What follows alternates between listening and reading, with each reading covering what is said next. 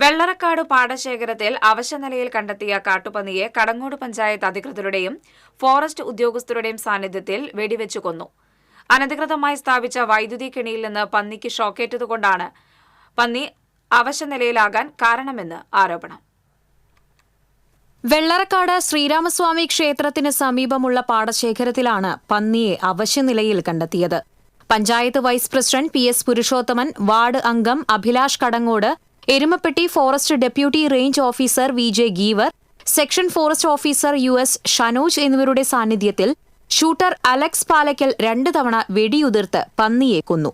ഇതിനുശേഷം പാടശേഖരത്തിൽ തന്നെ സംസ്കരിച്ച് പന്നി കിടന്നിരുന്നതിന് തൊട്ടടുത്ത് കമ്പികൊണ്ട് വേലി നിർമ്മിച്ചിട്ടുണ്ട്.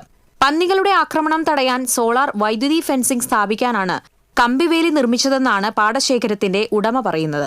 എന്നാൽ ഈ കമ്പിവേലിയിലേക്ക് വൈദ്യുതി ലൈനിൽ നിന്നും സർവീസ് കേബിൾ ഉപയോഗിച്ച് വൈദ്യുതി കടത്തിവിട്ടതായി കണ്ടെത്തിയിട്ടുണ്ട്. നാട്ടുകാർ നൽകിയ വിവരത്തിന്റെ അടിസ്ഥാനത്തിൽ എരുമപ്പെട്ടി പോലീസും KCB ഉദ്യോഗസ്ഥരും സ്ഥലത്തെത്തി പരിശോധന നടത്തി.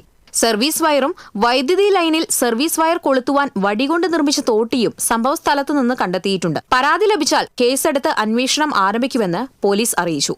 പന്നിക്ക് ഷോക്കേറ്റതായുള്ള ലക്ഷണമില്ലെന്നും വേലിചാടി കടന്നപ്പോൾ പരിക്കേറ്റതാകാമെന്നും വിശദമായ അന്വേഷണം നടത്തുമെന്നും വനപാലകർ അറിയിച്ചു.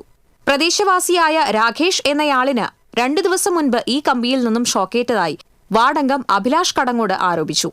2 ദിവസം മുൻപാണ് രാകേഷ് എന്ന് പറഞ്ഞ പയ്യൻ തൊട്ടപ്പുറത്തുള്ള ചിറയിലേക്ക്, വടുകമ്പുള്ളി ചിറയിലേക്ക് കുളിക്കാൻ വന്ന സമയത്ത് ഫോൺ കയ്യിൽ നിന്ന് തട്ടി താഴേക്ക് വീണപ്പോൾ അത് എടുക്കാൻ ചെയ്യുന്ന സമയത്ത് അവിടെ നിന്ന് ഷോക്ക് അടിച്ചിരുന്നു. വലിയ അപകടം ഉണ്ടാവാതെ രക്ഷപ്പെട്ടു. പോലീസ് ഉൾപ്പെടെയുള്ള ആളുകൾ അന്വേഷണത്തിന്റെ ഭാഗമായി ഇന്ന് അവിടെ പരിശോധന നടത്തിയപ്പോൾ KCBയുടെ ലൈനിന്റെ മുകളിൽ നിന്ന് സർവീസ് വയർ ഉപയോഗിച്ച് സർവീസ് വയറും അതുപോലെ തന്നെ ഒരു തോട്ടിയും കണ്ടെത്താനായി ഫോറസ്റ്റ് ഓഫീസർമാരും അതുപോലെ തന്നെ ഫോറസ്റ്റ് KCB പോലീസ് ഉൾപ്പെടെയുള്ള ആളുകൾ കൃത്യമായി അന്വേഷിച്ച് നടപടി ഉണ്ടാവണം. TCV news, Erumapetty.